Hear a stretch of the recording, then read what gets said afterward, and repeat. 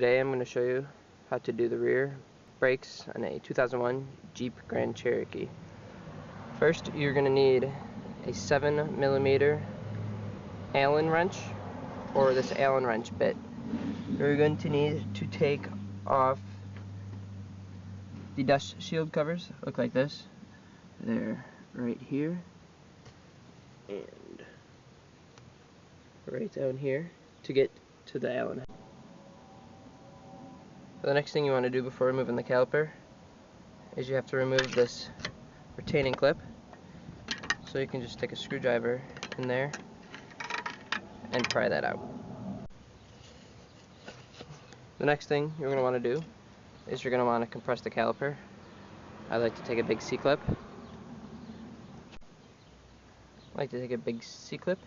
To compress the caliper. Sometimes you can put a block of wood on the piston to have it go down evenly. It's a little better. And then you just next thing you have to do is to remove the drum. We have to take off this caliper bracket, which is going to be an 18mm socket.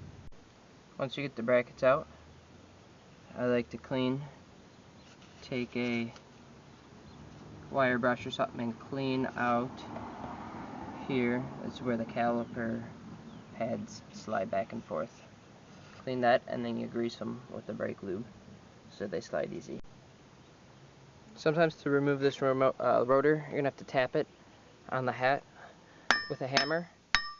Just be careful not to hit any of these studs because your lug nuts will not go back out.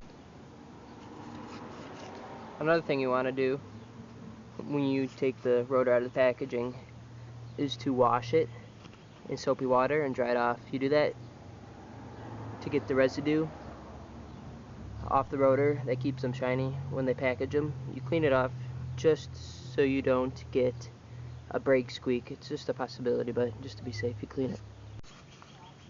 After you've cleaned out the pad slides, this is when you can put on the lubricant to keep them from sliding.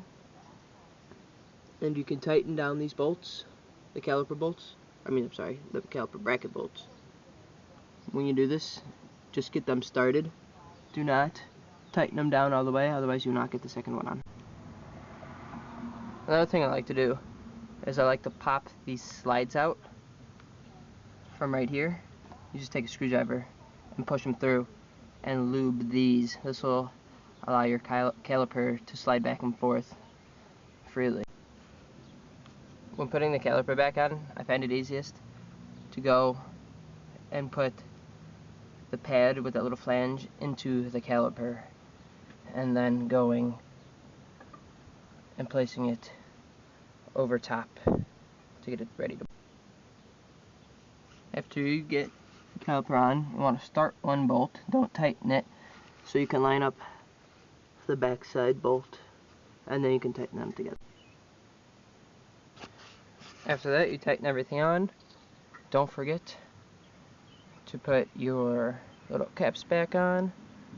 Spin the wheel, make sure everything freewheels, not locked up, and you should be good to go. Don't forget, something will always go wrong when you do this on your own. Just be prepared for it.